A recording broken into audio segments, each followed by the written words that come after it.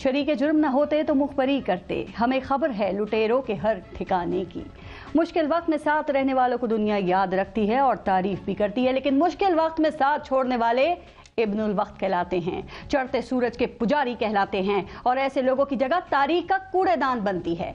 जो शरीके जुर्म ना हो और मुखबरी करे तो वो कौम का मोहसिन कहलाता है, लेकिन जुर्म में शरीक रहने वाले अगर मुखबरी करें ना तो ये खुद को बचाने की कोशिश कहलाती है और ऐसे मुखबिर सुल्तानी गवाह कहलाते हैं, जिन्हें हमेशा दूसरों को फंसाकर खुद निकलने का लालच होता है। सानेहा नौमे के बाद ऐसे ही कुछ सुल्तानी गवाह सामने आ रहे हैं जो खुद हर जुर्म में शरीक रहे, लेकिन कभी ना जुर्म को जुर्म कहा और ना ही कभी मुखबरी करने का ख्याल दिल में आया। लेकिन जो ही सानेहा नौमे के बाद पार्टी की दीवार कमजोर होना शुरू हुई तो इस गिरती दीवार को धक्का देने के लिए तरह तरह के सुल्तानी गवाह मैदान में आना शुरू हो गए हैं। ये वही सुल्तानी गवाह हैं जो गुज़िश्ता एक साल में पीटीआई के तमाम गलत फैसलों का जिम्मेदार अपने चेयरमैन को करार देकर खुद बरी होना चाहते हैं। यही वो सुल्तानी गवाह हैं जो पार्टी में थे तो अमरीकी साजिश के बयानिए का ढोल अपने चेयरमैन से भी ज्यादा पीटते थे और ईमान की हद तक उस अमरीकी साजिश पर यकीन रखते और दिलाते थे। एब्सोल्युटली नॉट इनका ओढ़ना बिछोना था। आज कह रहे हैं कि ये सब किया धरा किसी और का है। यही वो सुल्तानी गवाह थे जो कासिम सूरी की गैर आईनी रूलिंग का दिफा करते थे, कहते थे कि अगर सारे फैसले सुप्रीम कोर्ट नहीं करने हैं तो इस असेंबली को ताला लगा दिया जाए। आज कहते हैं कि ये सब किया धरा किसी और का है।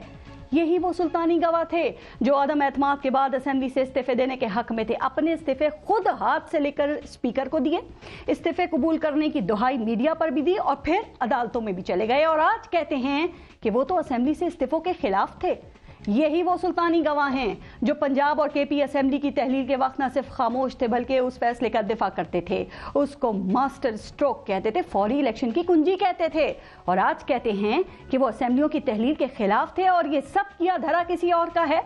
यही वो सुल्तानी गवाह हैं जो इन तमाम मीटिंग्स में शरीक रहे जिनमें 9 मई के मुबैना प्लानिंग की गई थी, 9 मई के वाक़े की। ये सब गिरफ्तारी पर ऐसे ही टारगेटेड एहतजाज के हामी भी थे और जब सानेहा हो गया तो आज कहते हैं कि ये सब किया धरा किसी और का है।